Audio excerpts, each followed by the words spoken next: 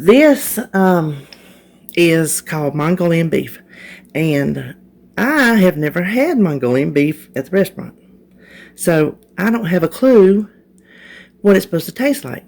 Well, one of our moderators, Michelle, she had mentioned having Mongolian beef, and I was like, oh, I've got that on my menu.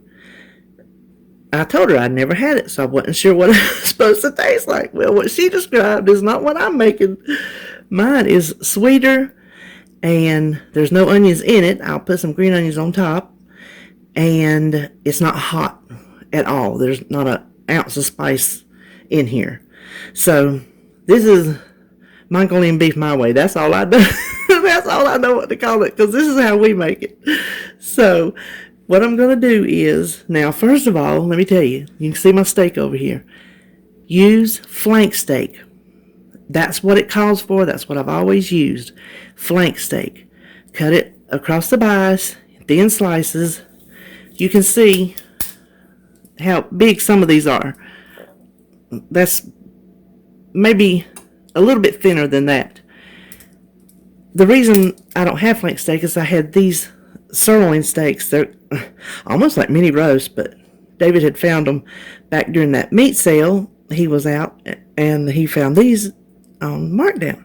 They've been in my freezer ever since, and I need to use them up. So I figured I'll give it a try. I was going to keep my fingers crossed because I don't really want to waste this much meat, but I feel like it's sirloin, so certainly it'll get tender under pressure. So this is what I'm going to do. I've got my Instant Pot on saute. So I'm waiting for it to come up to hot. It'll say hot. I know you've already seen this, but sometimes it just helps. So I've just got it on saute. It'll say hot right here. And when it does, then I'm going to add my oil. If you watch my spaghetti, you know I told you, wait till it's hot, then add your oil. Okay, see, it's hot, so let's go back up. Hold, please. And we're going to do this in batches. I'm not going to make you watch it, but since it turned hot while I'm talking, I'll go ahead and start it. Now, I don't count this oil. Y'all know that by now. Then, just a little. I forgot my house seasoning. Y'all know that by now, too.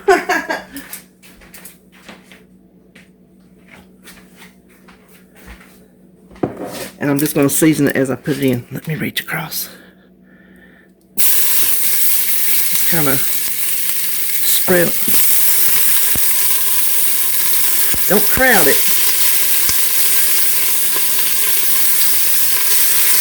Kind of spread them around.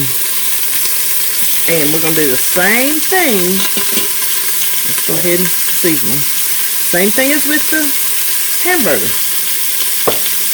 Let it sit there a couple minutes till it releases itself. Then flip them over. Now, I'm not going to flip them over one by one. I can promise you that.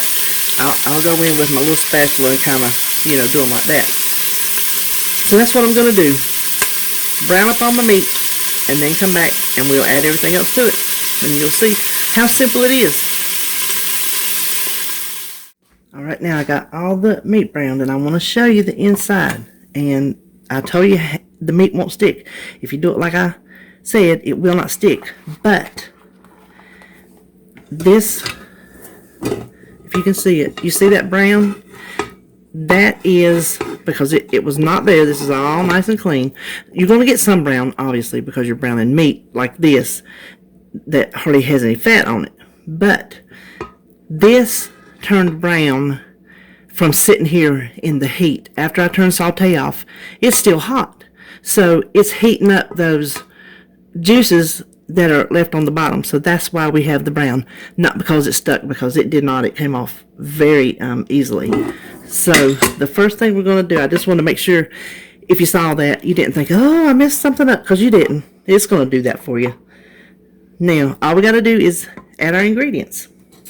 This is regular low sodium soy sauce. I have a half a cup of that and a half a cup of water.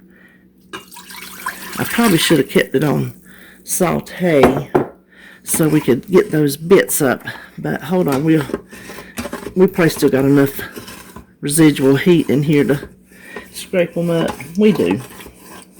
So just make sure that you do take them off the bottom because you don't want that burn, notice.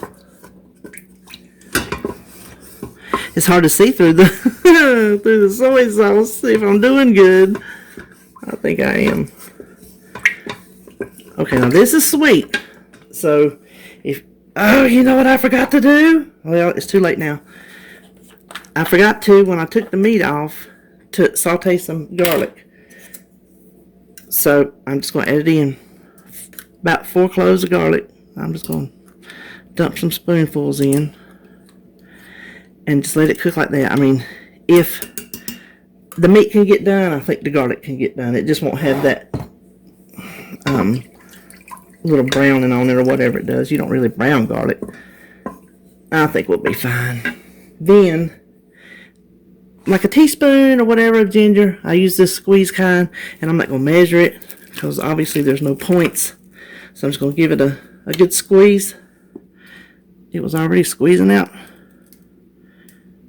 There, I think that will do. Now what I was fixing to tell you when I realized I forgot the garlic is this is sweet. And I don't believe it's supposed to be. But we like it like it is, so we're good with it. A 1/4 cup of molasses, just plain old molasses. And I sprayed my measuring cup with some pan spray to help it come out easier. I probably sat here too long. You know what? I don't need my garlic spoon anymore.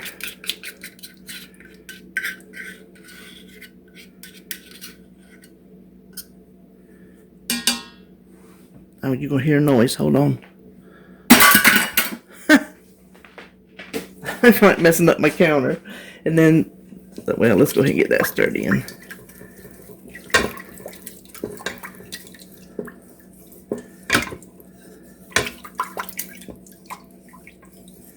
Smells really good.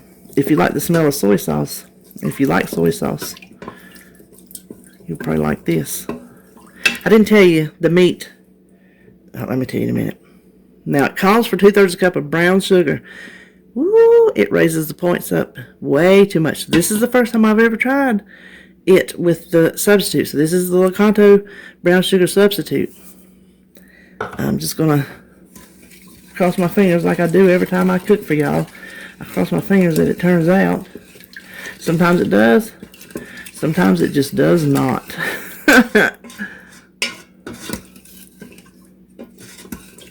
Now the last thing to do, and what I was going to tell you was, it takes 2 pounds of flank steak.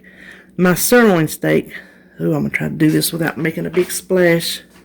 You can see I have it browned up. My sirloin steak is 2.6 pounds. Hold on again.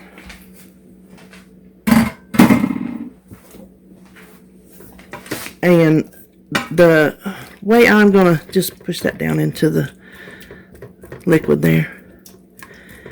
The way I'm going to calculate the points on this, since it is just meat and there's no vegetables to have to, work around.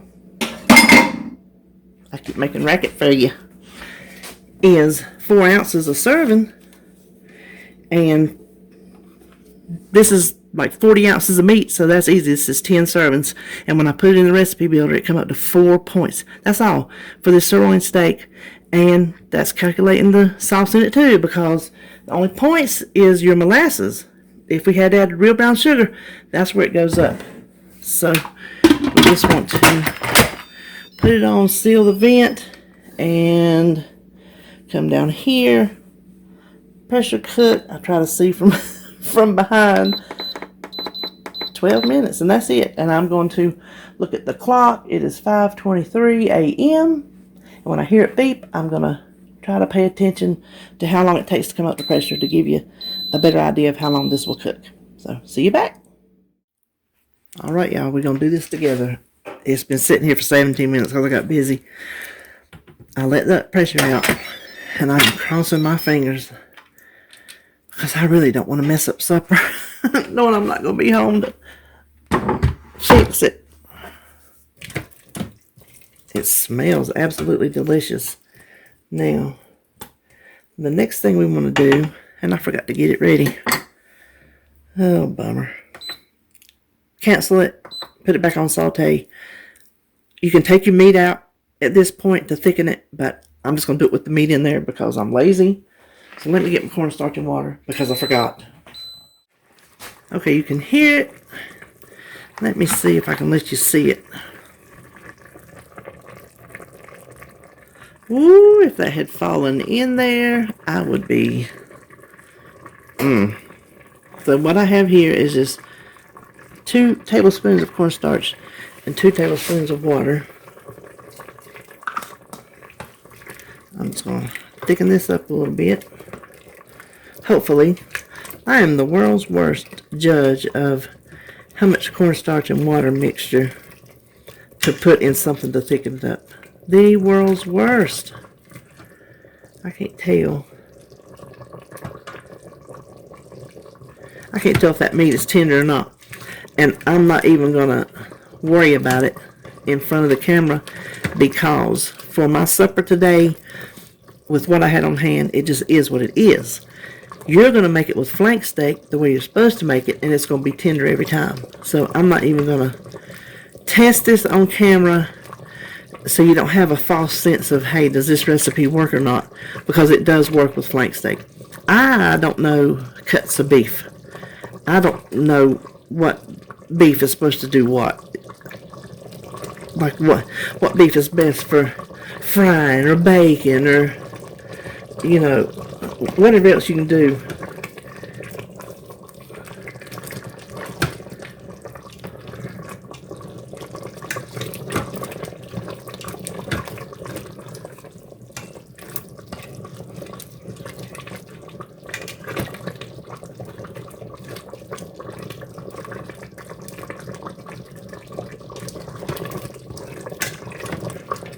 Okay, that's as far as I'm going to go with it because it's going to have to sit here all day until tonight, and I'm sure it will set up. Let's just cancel that and unplug it. So what I have over here, let me take you down again, is this is what I'm going to put my supper in and just have it ready. So I'm going to take 4 ounces. Boy, that is doing some boiling, ain't it? Oh, let me move that closer. That's a mess waiting to happen. Okay, do that again.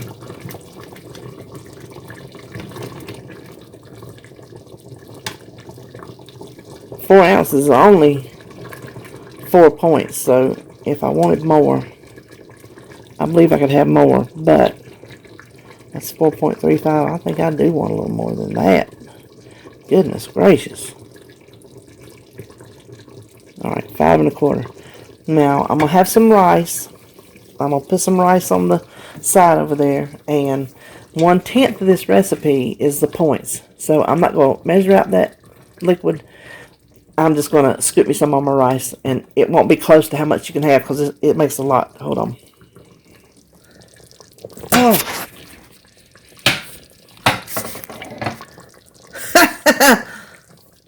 See how much it makes?